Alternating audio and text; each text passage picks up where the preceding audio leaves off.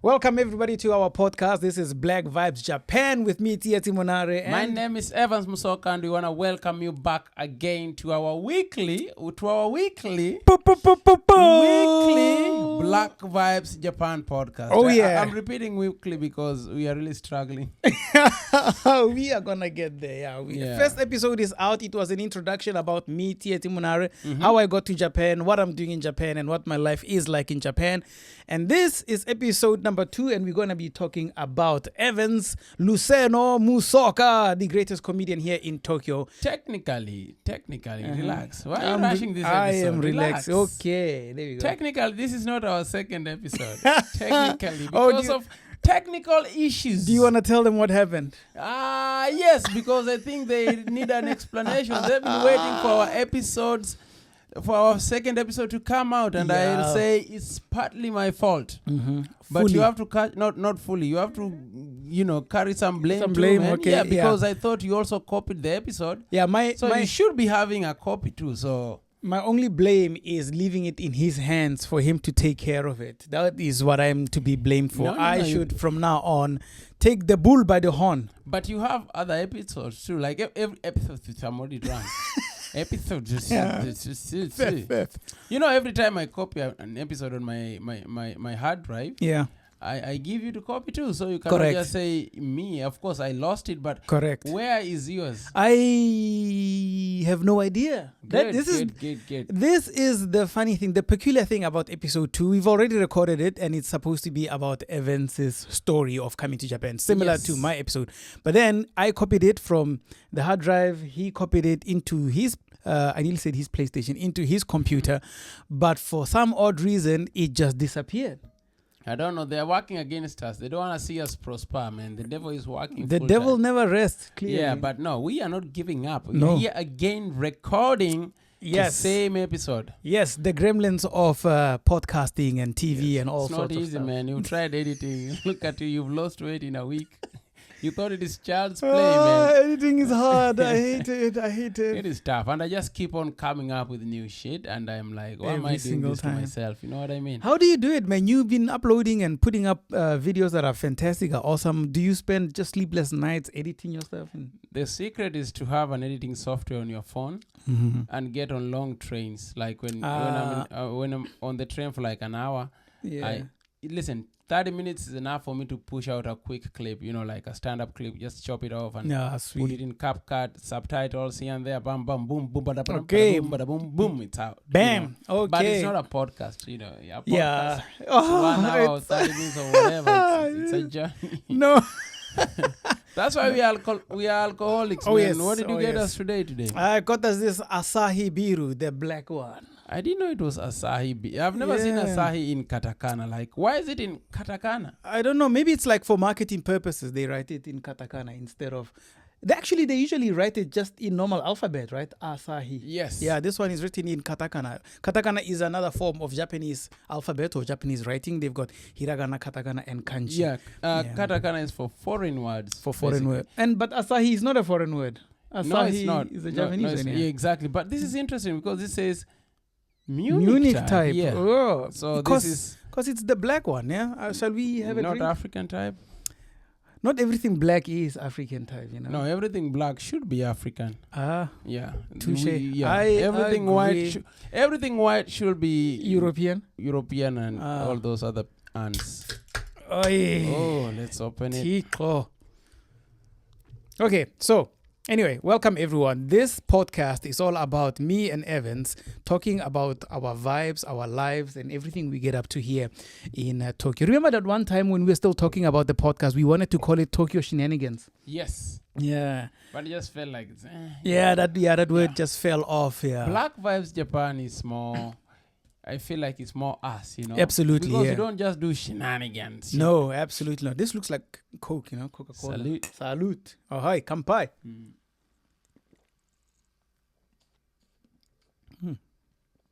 Oh, it's a nice one. It's a good choice. Yeah. It reminds me of Guinness.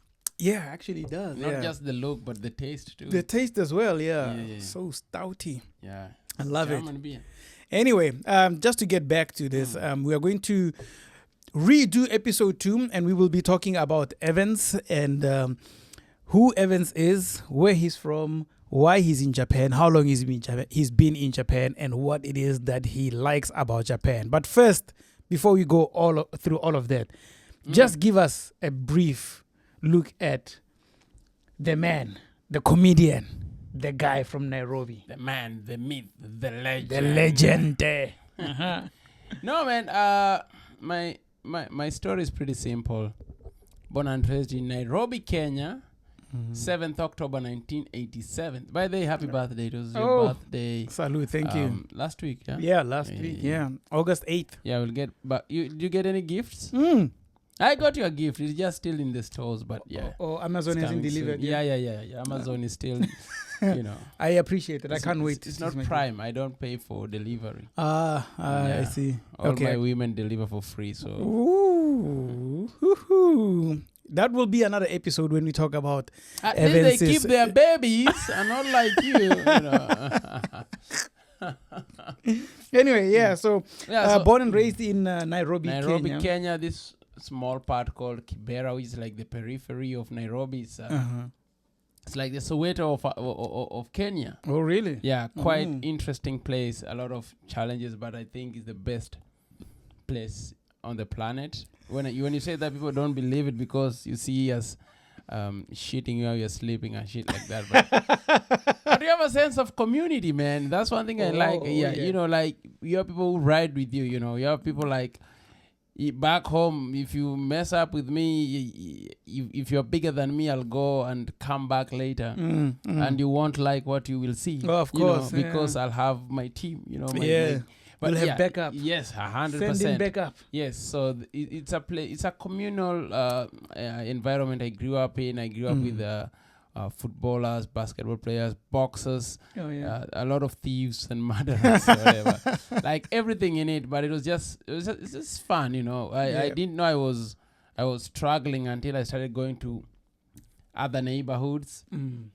That's the beer coming out. Excuse me. Yeah, but also like when I started going to a more affluent church and you could go and see. When you went to Kilelesha and then. Oh, you know that shit? Yeah. No, actually past Kilelesha there's a place called Westlands. Not Westlands. We were scared of going to Westlands because we felt like we'll be arrested, you know. Which is true. Like if the cops just find you just roaming around Westlands, like, hey, what the fuck are you doing here with? You don't look like you belong here, you know. Like Yeah, I do remember when I was in Nairobi and some of the people I was hanging out with, and I said, "Yeah, man, let's go get a vibe. Let's go see something posh and fancy." And they're like, "Wait a minute, sir. You know, calm down, relax yourself." But also, it doesn't help that I was in Nairobi just after the attacks in 2014, so it was quite a serious and it was quite tense. Time. Yeah, but still fun. Yeah, but grew up in that environment. Went to school there. Played soccer there. That was my life, you know, until later in the teen years, I somehow made it to university. I started going to school in this school started by missionaries, and that's why I like missionary. And somehow I ended up in a university. I ended up going to university in Uganda. Then after that, a friend of mine came to Japan. To study, and then I was like, yo, this guy. It's not Frank, is it? It is Frank. Oh my goodness. I told you before I grew up with Frank, right? Yeah. So I messaged him. I was like, yo, how did you make it to Japan, man? So like this scholarship, just give it a go, man, you know. Yeah. And so I applied for the scholarship. And I got in, and that's exactly how I ended up in Japan, and I've never been back to Kibera. Okay, so tell us, what is that scholarship? In South Africa, a lot of people come here through JICA, JETRO. Oh yeah, MEXT. Or like me, the ALT program. What was your scholarship? My scholarship was... what did you have to study? This scholarship was called ACTES. I've forgotten the full meaning, and it's offered by this small Christian university in Chiba, Japan. And I came to study my second bachelor's in liberal arts and philosophy / religion. Oh, religion! Hallelujah, man! Jesus is Shut my nigga. The front door, really? Yes, it's part of philosophy and stuff. I would be fooled because this man does not believe in Christ. That's why you study religion. Or you study religion to move away from the belief. Or at least that is what will happen when you study liberal arts and philosophy as well as religion, because you study it from a very liberal point of view, not just spirituality and speaking in tongues true. And shikabaga dada badotoko maka shaina mani. Rabakashan. No. You look at it, you look at it objectively and you compare historical facts. Okay. And then you realize that people who speak in tongues, where is that coming from though? Is it the spirit of God so strong that it doesn't have a language or? But the Bible says if you speak in tongues, there should be someone who's able to understand you and translate to the people what you're saying. But I've never heard any translation as far because those people are bullshitting people. There is no way someone in Kenya will be speaking in Shona. Yeah. And that is, that is actually technically what's supposed to happen. You know what I mean? Yeah, but I think most of them usually it's just showbiz, bro. Everything is showbiz. Religion, everything is showbiz, man. Showbiz is showbiz. Religion is showbiz. Yeah. Politics Podcast is showbiz. Podcast, no, ours is a real one. Oh no, this is the real deal. Showbiz. Yeah. This is just us real vibes. Real vibes in Japan. Yeah. Just sharing our stories, man. Absolutely, yeah. So as we continue sharing our stories, then. When exactly did you arrive in Japan, and what were those first couple of months like for you? Today's 12th? I think so. Yeah, today's 12th of August. I arrived on the 28th of August. In 2013. So anniversary coming up. And I can't believe it's been almost 13 years. Wow. It's crazy, man. Wow. It's insane. Wow. No. Round of applause. Arigatou gozaimasu. Halakasha. Rabakasha. I will drink to that, man. Yeah, man. 13 years. Congratulations. 13 years, man. That's a child, dog. You could have a toddler, a teenager. I'm telling you. Yeah. Yeah, so I arrived at Narita Airport around 8 p.m. Oh, you remember the time even? Yeah. So specific. That was my first longest flight ever, and I was just excited. I couldn't even sleep on the flight. I was just happy to be on a fucking flight. I came through Dubai. Oh, yeah. 6 hours at the airport there, just walking around and eating shit. And question, was that your first international trip? Technically, yes. Yes, because I don't know if I want to count Uganda as international. Yes, international means international, so nationalities, so different countries. To be honest, I never really flew to Uganda. I always took a bus. Yeah, I thought you were gonna walk. You say you walked there. I just walked to Uganda. Could, but we were a little bit richer by then. Yeah, I could afford out. Look, my first trip outside of South Africa, I also took a bus to Mozambique. So okay, how far is the ride? It was 6 or 7 hours. I can't remember. Maputo? No, we went to the southern part, Ponta Douro. Yeah, very beautiful southern coast. Sounds very Portuguese. Very, Mozambique right? Is very Portuguese. Fala em português? Si. Oh, yeah. Si.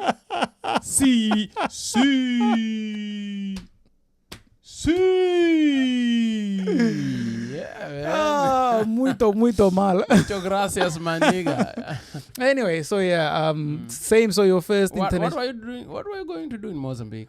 Oh, me and my friends, we went to celebrate the 31st New Year's Eve of 2011. You grew up rich, man. I wish. I wish. You grew up rich. I wish. I grew up rich in spirit. That's what it was. But it was a very cheap trip. We got on the bus, me and a couple of friends, and we had tents and everything. We were going to sleep on the beach.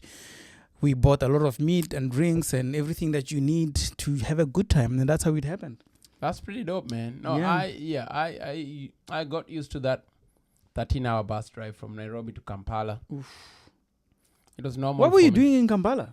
University? Yeah. Oh. Yeah, that's you see, but I think that's kind of privilege for me because I would have loved to study overseas. I wish I had my first choice was actually South Africa, man. I wanted to go to Stellenbosch. Oh, you should have come, man. Drank all that wine, sat with the white people. I just like the campus, man. The campus is so beautiful. Yeah. Stellenbosch University. Yeah. I looked at photos and everything, and I tried to apply. It was too late, and it was too expensive. Oh, and it was a scholarship, and the guy was like, "No, you're not my fucking son." So and there was some rumors that they do actually exclude black people in certain ways. I heard that one later. I was like, oh. Yeah, I like didn't they know make that. the grades difficult. The entry levels are much higher and Yes. more difficult. Yeah. Yes. But listen, I wanted to be an investigative journalist and report on wars and shit like that. Ooh. And Stellenbosch had the best Ooh, program in I Africa think- then. Yeah, I think they do. Yes. Yeah. So like I had done my research and I was like, I want the best because I just wanted to. I had the passion. You know what I mean? But I didn't have the money. Yeah, and despite all these challenges, especially when it comes to racial things in South Africa, some of the institutions are really great. Like universities are pretty good. I think South African universities are some of the top in Africa, if not the top. Yeah, I told you last episode that South Africa is the leaders of the free world, man. We are number one in the continent. Oh, and don't in start this nonsense again, man. It's not nonsense. I just said that because I wanted to go to Stellenbosch, but I can tell you the top university in Africa is not in South Africa. As Japanese people would say, fact. The top university in Africa is not in South Africa. So where is it? Is it last time I checked, it was like 10 years ago. It was somewhere in Morocco, bro. Ooh, not even in Nigeria. I could see it. But we have Wits University is quite big. No, South Africa, you in top 10, you have like 6, 7. Yeah. You're up there. Okay. But you are not the top country in Africa. I'm sorry, South Africans. I like saying look at you. man and win. Look at you. Let's not go there because this debate will never end, bro. I'm telling you. Okay, who's coaching the Kenyan national team? South African. He's coaching. And who's playing? Who's playing? Are the South Africans playing for us? No, but you know the coach is the most important person in a soccer club. Man. No, he has 2 more games before we fire him. He just beat Morocco. Yeah, so. And I'm telling you now, bring us Portugal, we'll beat them. Bring us Ronaldo. Bring us Ronaldo now. Bring CR7.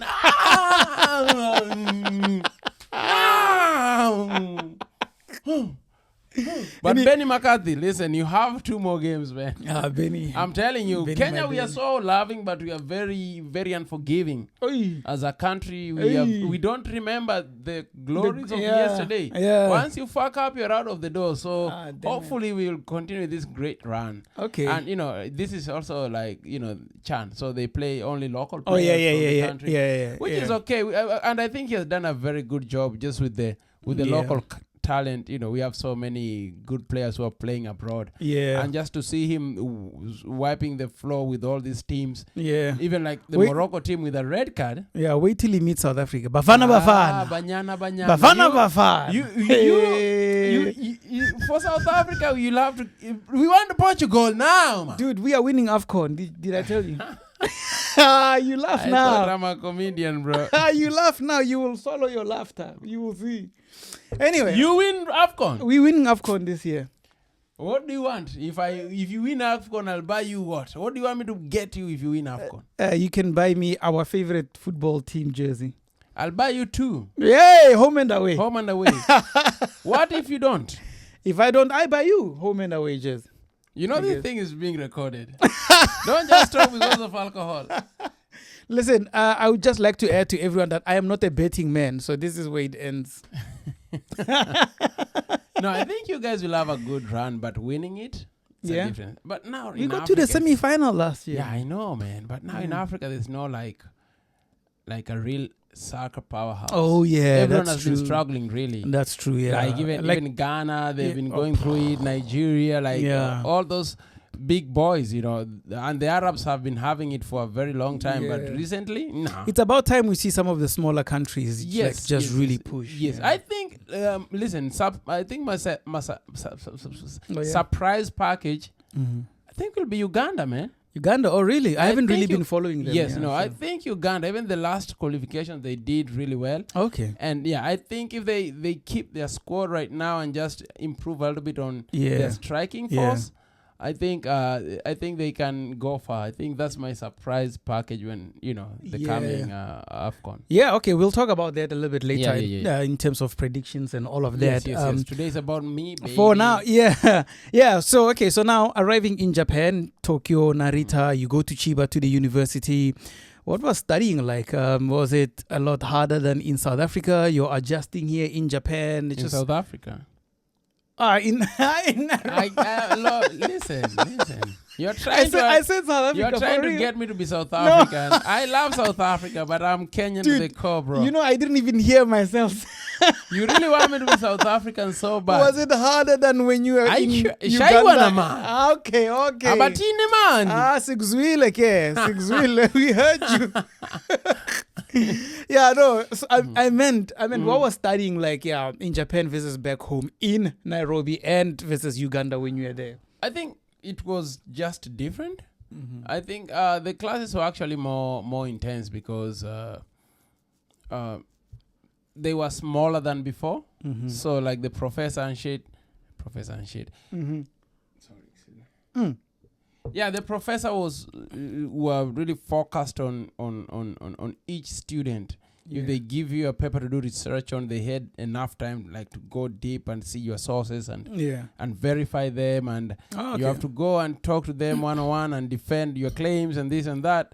So it was super intense compared to Uganda. You know, Uganda it's fine, but you can buy your grades too, you know what I mean? No, you take that back. Yeah, no, I don't. It's reality. I did not buy my grades, but it was very easy to, you know, just get around stuff. You know what I mean? Yeah. If you, for example, classes, this is a practical example, like classes are massive. So if you miss a class, nobody will really, notice. Yeah. But in a class of like 16 here in Japan, if you miss a class, it's like, you know, it's just a huge vacuum and the professor will be like, this guy. But also, let's be fair. I think because you are back home, it's home ground advantage. You are used to the systems. You're used to how things work. Because I have heard Japanese people here say university is very easy for them. Because they are used to speaking Japanese. Of course. And then they go, I know somebody who's actually studying a master's now in South Africa, and they think it's almost a nightmare. And I'm asking, what is the course harder? Do you not understand English? And they just say, no, basically it's just not being accustomed to the system, to how everything works. So you tend to follow everything to the letter of the law because you are scared of, you know, vying off the course. I think so. Because you're also in a foreign land. And for me especially, it is not just a foreign land, but a scholarship by the university. Correct, yeah. So you are really working hard. Yeah, you don't want to fuck up, you know, and lose your money and be deported now. And they had so many threats, man. If you sneeze too hard, we're going to deport you. If you do this, we're going to cancel your scholarship. If you eat spicy food. If you eat spicy food, you are, they had all these fucking... That's the reason I really actually left, because the threats were just too much, you know, and you're coming from a place where you've already finished university, so you've been in that environment before, you are already in the working class and shit. I feel like this is a bombshell. So you actually left the scholarship? I fucking left after 2 years, man. What? After 2 years? I did not graduate, actually. Oh, dear. But so what made you stay then? How did you end up staying even though you did not honor your scholarship? You're asking what made me stay in school for that long? I did No. In Japan, what made you? Because you left the program that you were doing. I thought maybe like you would be fed up and go back home or go to another country. I wasn't fed up with Japan. I was fed up with that institution. That's why I'll not mention its name or whatever. Okay, gotcha. I was fed up by the way they were treating students, especially students on scholarship, especially black students on scholarship. So there's a lot of, you know, racism. I can let's just call it what it is. Yeah. And Japanese students are saying African students are doing this, or you know, and we are from all over the world. We have Indians, Nepalese, white Americans, whatever, everyone. But the narrative was just being repeated, and it's being repeated with threats. Every time they threatening, if you do this, we'll take off your scholarship. And then they stop supporting us financially when we are not in session, which means you had to work. You know, so I worked at Disneyland for a good 2 years. Oh, hey, Mickey Mouse. Yeah. Yes, no, Lion King, baby. Kuna Matata. Yeah, you must clearly have been Simba. I'm telling you. And I'm talking the baby Simba. That's better than you fucking Rafiki. Oh yeah, no, Rafiki is the king, dog. I have to take the person up the mountain. That is true. I saw your little asshole while I was holding up to the sun. Because you're gay. Sun drying. What's wrong with being gay? Nothing at all. You are gay. You can see your hairstyle. My hairstyle. And I can tell you want me. Yes, I want you out of here. You're not my type. Sorry, sir. Anyway, it was just too much struggling, and it was taking a toll on my health and mental mental currency. And I was just like, you know what? Yeah, man. I already have a degree. I can get a job, and that's what I exactly did. Oh, snap! Just found a job and left. I've been here ever since. They've followed me around with threats until I stood up to them and I told them, fuck around and find out, because now it's about to be legal. You know what I mean? What kind of threats would they make? Were they like trying to sue you? You left our school. Now you'll have to go back home before you come again. I'm like, nope. I'm staying. I do not have your visa anymore. Here is your Zaire card. You can take it. You can take your Zaire card. Like you hit them with that Wolf of Wall Street guy. I ain't fucking leaving. Exactly. I ain't going fucking nowhere. I ain't fucking going nowhere. I ain't leaving. And those Mufasa nostrils are like exactly. open. Yeah, so but it was just one professor who kind of hated me. Yeah.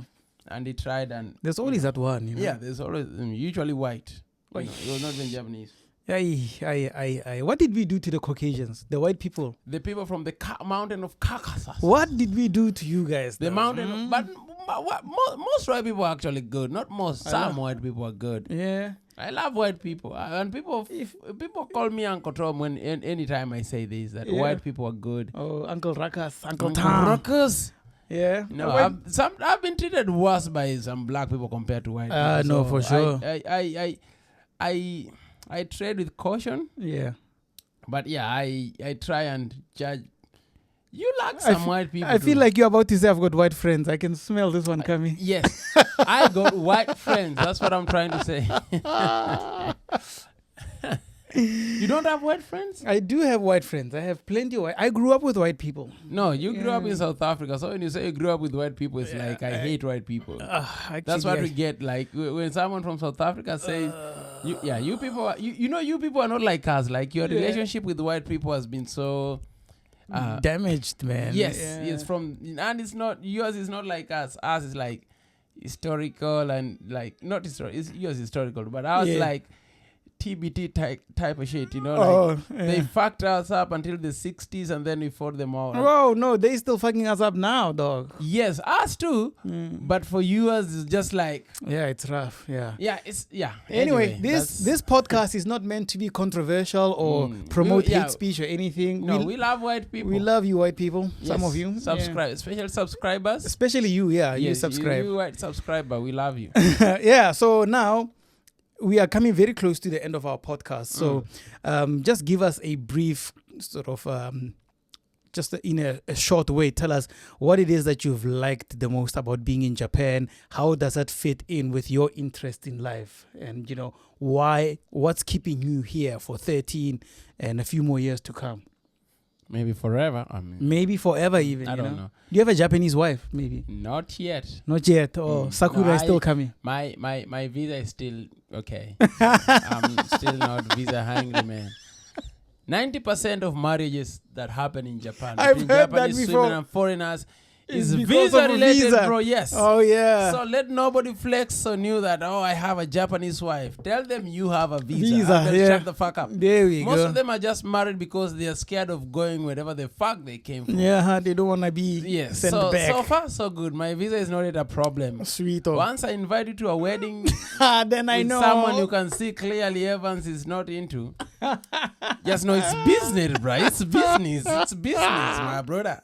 It's business. A man's gotta eat. A man's gotta work. Eat, bro. It's business. Okay, back to my questions. So what is keeping you here? I love Japan, man. I love listen, a big thing with me, I love not bothering people and not being bothered. Japan is a place you can live, do your shit, and you can go even a week without talking to no one. Absolutely. You know, that's one thing I like about Japan. It's just like, as long as you're doing your thing, nobody gonna disturb you. Correct. You know? I mean, some people come here and there, but generally speaking, You can just stay at your place. Yeah. Go to Tokyo at a small bar where you're not talking to anyone. Yeah. Go to a restaurant where you're not even seeing anyone. You do your shit with robots there. You order and shit. So I like my space. I was about to say, in general, you would say you one of those loner types. You do prefer and you love your own time. 100%. I mean, I know you like hanging out with me. I've noticed this. Not at You're all. always calling me, always trying man. to invite me to comedy and all random Because stuff. I want your money.